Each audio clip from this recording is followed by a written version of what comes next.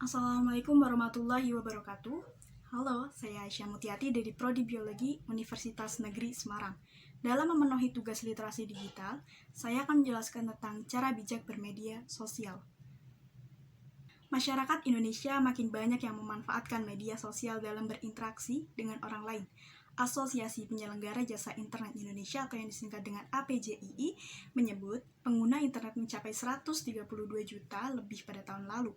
Dari data itu, pengguna Facebook paling banyak yakni 71,6 juta pengguna atau 54%, dan urutan kedua adalah Instagram sebesar 19,9 juta pengguna atau 15%.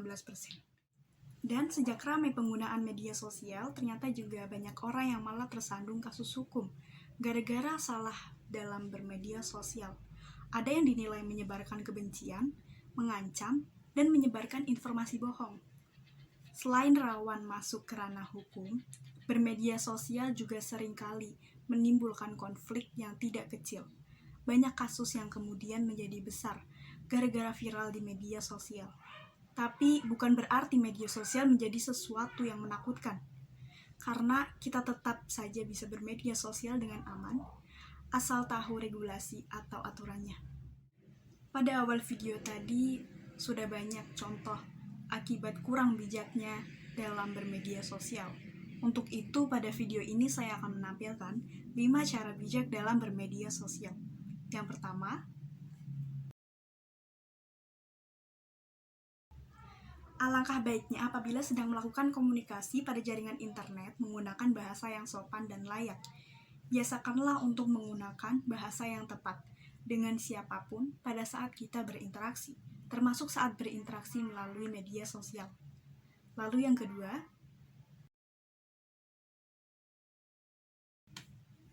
alangkah baiknya apabila kita tidak menyebarkan informasi yang mengandung unsur sara, suku, agama, dan ras, serta pornografi pada jejaring sosial. Lalu yang ketiga,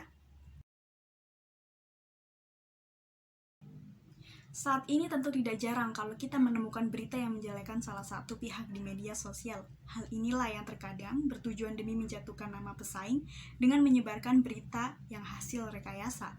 Maka dari itu, pengguna media sosial dituntut agar lebih cerdas lagi saat menangkap sebuah informasi.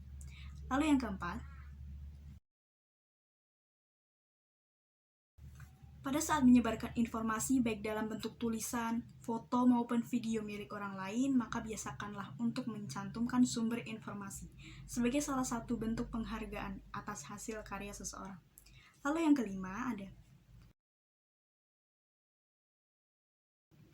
ada baiknya Anda harus bersikap bijak dalam menyebarkan informasi mengenai kehidupan pribadi Anda saat menggunakan media sosial.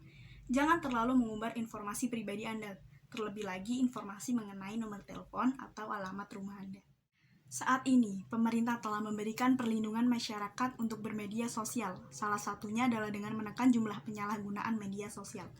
Menurut Undang-Undang Nomor 19 Tahun 2016 sebagai perubahan atas Undang-Undang Nomor 11 Tahun 2008 tentang Informasi dan Transaksi Elektronik atau UU ITE, ada 5 pasal yang mengatur etika bermedia sosial mulai pasal 27-30. Pasal tersebut baik menyangkut konten yang tidak selayaknya diunggah maupun menyebarkan hoax dengan ajaran-ajaran kebencian, termasuk juga menjebol tanpa izin. Itulah mengapa penting bagi pengguna media sosial memahami bahwa etika bermedia sosial wajib diterapkan. Biasakan untuk selalu berpikir terlebih dahulu sebelum Anda bertindak.